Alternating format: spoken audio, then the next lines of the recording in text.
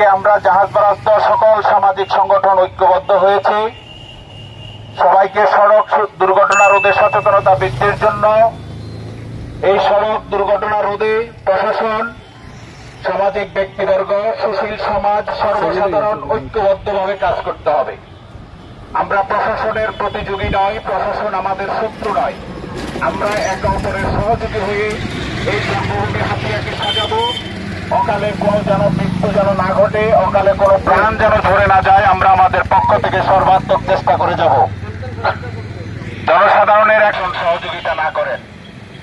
হেলমেটবিহীন motor bike চালানো নিতান্তই অপরাধ, অবৈধ গাড়ি চালানো তার চেয়ে বড় অপরাধ।